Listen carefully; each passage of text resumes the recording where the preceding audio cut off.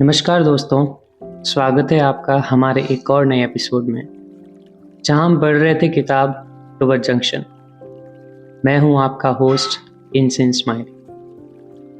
तो जैसा कि अब तक कहानी में हुआ है कि चित्रा और सुदीप एक बार फिर मिलने का वादा करते हैं, और जिस तरीके से सुदीप की लाइफ चल रही है, उसकी कंपनी का निकलना और लाइफ में एकदम नेगेटिव पॉइंट्स आना, तो उसी के लिए मैंने कुछ लिखा था।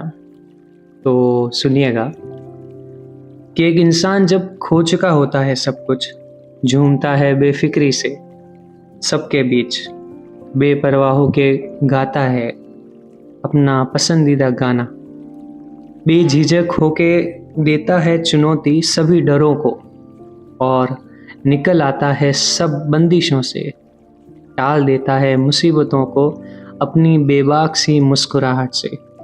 एक इंसान सीख जाता है संभलना बहुत कुछ खो देने के बाद, फिर सांस लेता है असल आज़ादी की और घुल जाता है अपने अंदर के खुदा में।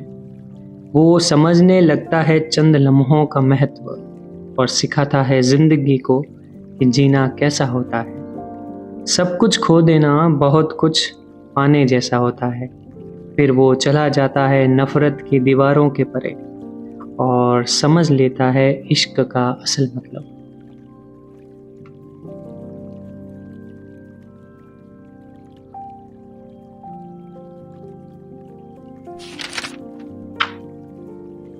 तो चलिए अपनी कहानी शुरू करते हैं। एक साल बाद, 10 अक्टूबर 2017। चित्रा की किताब फरवरी में आने वाली थी, लेकिन किताब फाइनल होते होते लॉन्च टल गया। किताब अब मई में आने वाली है। उसी समय अमीश त्रिपाठी की नई किताब सीता आने वाली थी। किताब आने पर उसने किताब की एक कॉपी सुदीप के पापा को भिजवाई और साथ में एक नोट भी भेजा। अंकल, मुझे लखनऊ किताब के टूर पर आना है, आऊंगी तो पक्का मिलूंगी। चूंकि चित्रा नई राइटर थी, तो हर जगह जहां उसका पब्लिशर टूर के लिए कोशिश कर रहा था, वहां पर पहले से अमीश की किताबों को प्रेफरेंस मिल रही थी। चित्रा और उसके पब्लिशर की लाख कोशिशों के बावजूद भी चित्रा की किताब लोगों के दिलों में कोई खास जगह नहीं बना पाई। वैसे भी जगह तो तब बनती जब वह किताब सही से प्रमोट कर पाती। अब जाकर चित्रा को समझ आया कि किताब लिखना एक चीज है और किताब को मार्केट में बेचना, लोगों तक पहुंचाना अलग। चित्रा जितना जोर लगा सकती थी उसने लगा दिया था। उसको पब्लिशर ने सजेस्ट भी किया कि वह किसी बड़े स्टार से किताब का लॉन्च करवाए, लेकिन यह सब करना चित्रा के लिए संभव नहीं था। ऐसा नहीं था कि चित्रा की किताब खराब थी। अमेज़न और गो ड्रेड पर किताब के जितने भी रिव्यू थे वो पॉजिटिव थे। बात बस ये थी कि उसकी किताब बहुत कम लोगों तक पहुंची। चित्रा की लाइफ का सबसे बड़ा सपना अब चूर चूर हो चुका था। शुरू में 2-3 महीने तो पब्लिशर का फोन भी आता था, लेकिन उसके बाद पब्लिशर का फोन आना भी बंद हो गया। असल में हिंदुस्तान में जब भी कोई किताब लिखना शुरू करने की कोशिश की सोचता है, तो उसको यही लगता है कि जब उसकी किताब आएगी तो लोग लाइन लगाकर किताब खरीदेंगे। जहां वो बोलने जाएगा, वहां ऑटोग्राफ के लिए भीड़ लग जाएगी। कमाल की बात है, सोशल मीडिया और YouTube, Netflix, Amazon prime video के डिस्ट्रक्शन के बाद पहले तो किताब पूरी कर लेना अपने आप में एक बहुत बड़ा काम है। उस पर से किताब आ जाना ही अपने आप में इतनी बड़ी बात हो जाती है कि किताब बिकने तक आदमी के अंदर इतना जश नहीं बचता कि मेहनत कर पाए। चित्रा किताब के न चलने की वजह से टूट गई थी। कितने साल से उसने सोच कर रखा था कि किताब आने के बाद से उसकी जिंदगी बदल जाएगी। किताब पता नहीं कब से उसके अंदर पल रही थी। किताब का मर जाना ऐसे ही था जैसे उसको कोई बच्चा छोड़कर चला गया हो। इस बार वह सबसे ज्यादा बेसब्री से अक्टूबर का इंतजार कर रही थी। उसका सुदीप से लिपटकर जोर से रोने का मन था। उसने 9 तारीख की रात में सुदीप से बात की तो पता चला कि उसका केस का फैसला आने वाला है। उसको कोर्ट जाना पड़ेगा। तुम बोलो तो आ जाऊं मैं? जैसा तुम्हारा मन करे, सुदीप ने कहा। उसने न किताब के बारे में कुछ पूछा, न ही चित्रा का हाल किया। चित्रा को थोड़ा बुरा तो लगा, लेकिन जब पहली बार चित्रा और सुदीप मिले थे, उसके बाद से शायद ये पहली बार था जब दोनों को एक दूसरे की सबसे ज़्यादा ज़रूरत थी। चित्रा ने फ्लाइट बुक की और वो सीधे ही कोर्ट पहुंची। सुदीप कोर्ट में अपने फैसले का इंतज़ार कर रहा था। आज ही उसकी लाइफ का सबसे बड़ा फैसला आने वाला था। इस बड़े फैसले के मद्देनज़र मीडिया की अच्छी खासी भीड़ इकट्ठा थी। हालांकि सुदीप अब किसी भी सोशल मीडिया के प्लेटफॉर्म पर नहीं था। एक दो रिपोर्टरों ने उसका व्यू जानने की कोशिश की, लेकिन सुदीप ने कोई भी जवाब नहीं दिया। सुदीप कोर्ट रूम के बाहर बेंच पर बैठा इंतजार कर रहा था। सुदीप ने आज अपनी कंपनी बुक माई ट्रिप की टी शर्ट पहनी हुई थी। सुदीप ने बुक माई ट्रिप की टी शर्ट पहनी है, यह खबर न्यूज में जाने लगी। चित्रा आ चुकी थी। वह चुपचाप आकर सुदीप के पड़ोस में बैठ गई। बेंच पर बैठे बैठे सुदीप ने चित्रा को गले लगा लिया। सुदीप के वकील ने खबर दी कि अब से 20 मिनट बाद फैसला आ जाएगा। सुदीप बिल्कुल धीर, गंभीर, शांत था, जैसे कि फैसले से उसको कोई फर्क नहीं पड़ने वाला था। वह किसी से नज़र नहीं मिला रहा था। उसकी नज़रें ज़मीन की ओर ही टिकी थी। किताब अच्छी थी तुम्हारी, सुदीप ने कहा। क्या फ़र्क पड़ता है, किताब फ्लॉप तो हो गई, चित्रा ने जवाब दिया। अगली किताब कब लिख रही हो? और अगली किताब लिख रही हो कि नहीं? नई किताब का एक नया पूरा ड्राफ्ट हो गया है। गुड, इस बार किताब छपने से पहले मुझे भेजना। सुदीप के वकील ने सुदीप को अंदर बुलाया। चित्रा भी साथ अंदर आई। सुदीप ने चित्रा का हाथ पकड़ लिया। बुक माई ट्रिप के कुछ ऑफिसर के साथ अभिजात और सुनैना भी आए हुए थे। सुदीप ने अभिजात और सुनैना को गले लगाया और बोला, congratulations, wish you guys an amazing married life. अभिजात और सुनैना दोनों ही सुदीप से आंख नहीं मिला पा रहे थे। माहौल खींचा हुआ था। सुदीप ने अपनी जेब से एक कागज़ निकालकर अभिजात की तरफ बढ़ाया। सुदीप ने बुक माई ट्रिप को आगे ले जाने के लिए बहुत सारी चीज़ें सोची हुई थी। उसने वो सब कुछ लिखकर अभिजात को दे दिया कि शायद ये कुछ काम आए। सुदीप ने चित्रा की तरफ देखा और बोला, बुक माई ट्रिप दुनिया में ट्रैवल की 10 सबसे बड़ी कंपनी में से एक हो सकती है। मुझे पूरा विश्वास है कि तुम इसको वहाँ तक लेकर ज़रूर जाओगे। ऑल द वेरी बेस्ट अभिजात। अभिजात के पास इसके जवाब में कहने के लिए कुछ नहीं था। सुनैना चित्रा की तरफ देखकर ये पता लगाने की कोशिश कर रही थी कि यह है कौन, इसको कभी पहले नहीं देखा। सुदीप और सुनैना की आपस में कोई बात नहीं हुई। वकील ने सबको बैठने के लिए कहा। जज साहब फैसला सुनाने वाले थे। फैसला सुनाने से पहले जज साहब ने सुदीप को बुलाया और पूछा, कभी लॉटरी का टिकट खरीदा है आपने? सुदीप ने जवाब दिया, सर लॉटरी पर कभी भरोसा तो नहीं रहा और मैं लखनऊ का रहने वाला हूँ, वहाँ लॉटरी पर बैन भी है। जज साहब सुदीप की बात सुनकर हंसे और फैसला पढ़ने लगे। सुदीप फैसले के दरमियान ज़मीन पर देख रहा था। चित्रा ने उसका हाथ पकड़ा हुआ था। जैसे जैसे फैसला सुनाया जा रहा था, वैसे वैसे पूरा कोर्ट रूम शांत होता जा रहा था। कोर्ट रूम में पिन ड्रॉप साइलेंस हो गया था। फैसले के हिसाब से जिस तरह से सुदीप को उसकी कंपनी से बेदखल किया गया था, वो गलत था। सुदीप अब भी कंपनी के 15% का मालिक था, जिसकी वैल्यू आज की तारीख में कंपनी की वैल्यू के हिसाब से डिसाइड होनी थी। आज की वैल्यू के हिसाब से सुदीप को लगभग 310 करोड़ रुपए मिलने वाले थे। फैसले में यह भी कहा गया कि वह चाहे तो कंपनी में काम कर सकता है। सुदीप ने तुरंत ही इसके लिए मना कर दिया। बुक माई ट्रिप को वह पीछे छोड़ चुका था।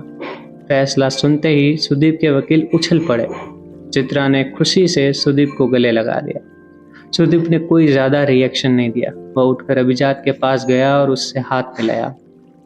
अपनी जेब से प्रेस के लिए स्टेटमेंट निकालकर उसने अपने वकील को दे दिया। वह अब इतने पैसों का क्या करेगा? क्या वह कोई नई कंपनी डालेगा? इसको कोई भी जवाब किसी के पास नहीं था। सुदीप एक बार फिर से हीरो था। बहुत दिनों बाद इतने कैमरे उसके पीछे भाग रहे थे। वह नो कमेंट्स बोलकर वहां से निकल गया। अगले दिन सुबह न्यूज़पेपर की हेडलाइन थी कि सुदीप यादव ने अपने कुल रुपयों का 80% 2 हिस्सों में बांट देने का वादा किया है।